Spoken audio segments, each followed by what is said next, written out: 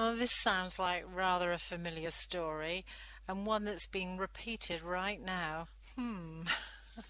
So presumably the Bank of England was all part of this picture. Yes, it was. As we've seen, the East India Company was being run from Geneva by shareholders, and eventually a few Freemasons in Britain joined that particular club, but in fact it was Lombard in every way. And the Bank of England, we might say, was founded directly from the Fondo of Venice via Holland, and it was not a good bank when it began its life. Paper currency was brought to us, and with that came the usual inflation, war, which it was prepared to pay for, and the debts that resulted from that. The bank was first under the Venetian Charles Montague, and along with the foundation of the Bank of England came the Bank of Amsterdam, Hamburg and Sweden. But of course all of these banks were basically the result of the Fondo of Venice.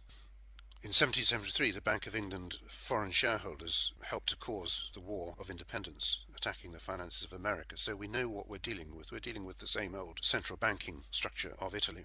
7 men formed the bank and insisted on having paper money, headed by somebody called William Paterson.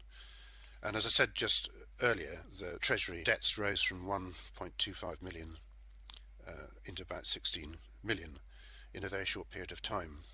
These bankers had the right to form the Bank of England, and they allowed 10 paper pounds for every pound value metal. So you've got this system of inflation and creep right from the start. And they allowed the taxpayer really to recover all the loans that they made. So there's a very familiar kind of ring going on about what subsequently happened in America and then in Europe. They made a 50% profit on loans of only 5%, so you can see a rampant system being developed which caused our nation dear.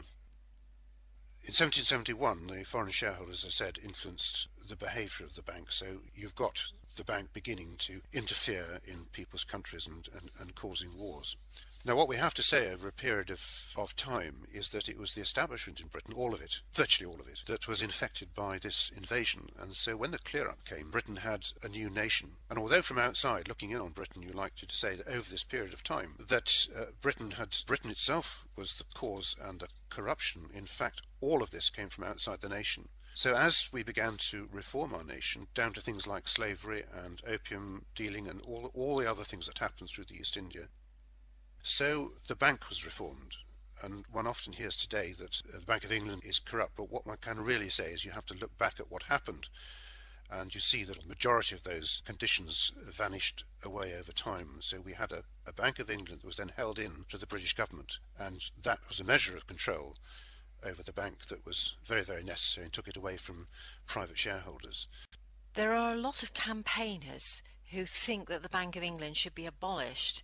Now, what are your views on this? Well, my personal view is that the Bank of England is serving our nation extremely well, and were it not for the Bank of England and its activities, we could be and would be in a very, very serious financial position today. So I think with all of the British establishment, which must include the Bank of England, one has to look very, very carefully at something which does serve the nation extremely well, which has changed its nature, and try to be objective about what one finds there. I know there's controversy because people would, for instance, would like to know who the shareholders are, and that information has never been given out. Now, things like that people would like to know about their own bank. But that said, it was a very, very corrupt bank when it was formed, and is now, I think, doing rather a good job for the nation. Well, maybe the shareholders are actually the Rothschilds or the Rockefellers. Well, I think you make a point, and we simply don't know. And what I've said is I think we really ought to know who the shareholders are in the Bank of England. And I also think that the reforms which have taken the Bank of England a little bit away from the government and made it more independent are a grievous mistake.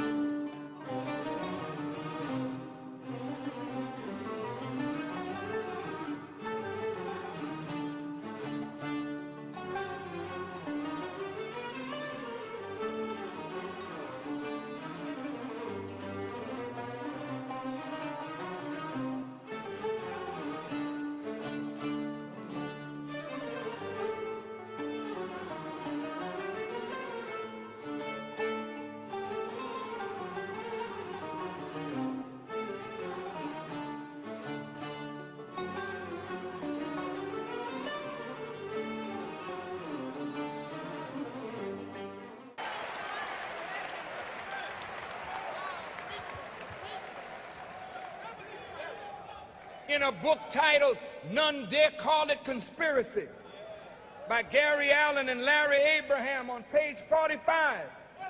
The question is asked, where do governments get the enormous amounts of money that they need? Most, of course, comes from taxation. But governments often spend more than they are willing to tax from their citizens, so governments are forced to borrow.